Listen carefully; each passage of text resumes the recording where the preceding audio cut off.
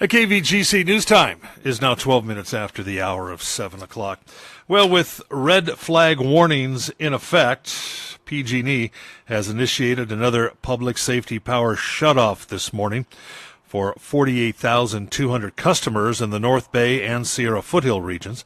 For this PSPS event, based on the elevated weather conditions, including potential fire risk, PG&E began turning off the power for safety at about 2:30 this morning. Windy weather conditions are expected to last until about noon today. Today's PSPS event will include customers in portions of 7 counties: Butte, Napa, Nevada, Placer, Plumas, Sonoma, and Yuba. To support customers in the potentially impacted counties, PG&E will open community resource centers starting at 8 o'clock this morning.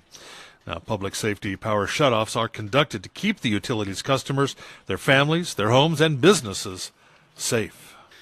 And local law enforcement called out to Argonaut High School yesterday, responding to the threat of a student with a gun. According to reports, around 10 yesterday morning, the Argonaut High School administration received info a student indicated to other students while in class they were in possession of a gun. Jackson Police was notified, and within minutes, officers arrived to continue the investigation that was initiated by school administration. JPD investigated the situation and determined it was not a credible threat. Responding to the event, Amador School Superintendent Amy Slavinsky stressed student safety a top priority of the Amador County Unified School District, and school administration followed the protocol for such an event. No further details have been released. Well, the Amador Board of Supervisors continues to debate the merits of a ballot measure that will raise sales tax in the county in order to pay for road repairs. A divided board took up the sales tax issue for the second time in as many months. The split on the issue was between advocates for the sales tax, such as Supervisor Frank Axe and Sutter Creek Mayor Robin Peters, who pushed the Board of Supervisors to formally endorse the measure, which would add 0.5% to Amador's current 7.75% sales tax and raise an estimated $3 million a year. But more skeptical members of the board, such as Supervisors Forrester and Brown, suggested the board hold off on a formal endorsement until either more details were released on the proposal or that the 5 city governments endorse the measure first. In the end, the measure was sent back to an ad hoc committee. The board also discussed a path forward for the Hideout Event Center. The picturesque log cabin hosts a variety of events near Kirkwood, but county officials have struggled to find a way to legally approve the Hideout without allowing similar event centers throughout the rural areas of the county. In the end, the board endorsed a plan where the Hideout would apply for a special planned development zoning designation for the property. And after 12 dedicated years, Amador County Fair CEO Troy Bowers has officially retired. While the Fair Board accepted Bowers' official resignation back in August, he technically retired in 2013. Has worked as the Fair CEO the past 6 years as a part-time retired Inuit. Within 12 months of taking the position as Amador Fair CEO, the 2008 recession hit, and all state funding to the network of fairs eliminated. Amador County Fair's budget reduced by 30%. This led to major reorganization of staff and exhibit department programming and increased fair time and year-round rental fees across the board. Through it all, Bowers continued to work on finding alternative funding sources through community sponsorship programs and the founding of the Amador Fair Foundation.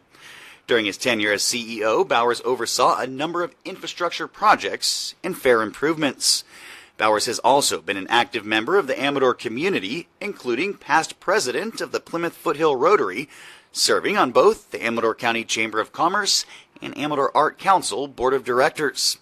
Bowers also served as president of the Western Fair Association in 2015.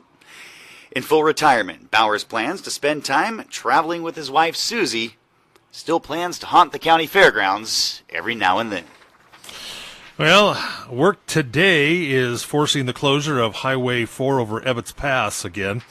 The closure is between the east end of Lake Alpine to the closure gate at Raymond Meadows Creek, just east of the Silver Creek Campground. The closure will run today between 7 a.m. and 4 p.m. Heavy equipment in the area for an overlay project will make it too difficult to keep the traffic lanes open along that narrow stretch of the highway. Again, this work is expected to wrap up today. And mark your calendar for Vogan Toll's first annual Jammin' for Famine this Saturday at Howard Park.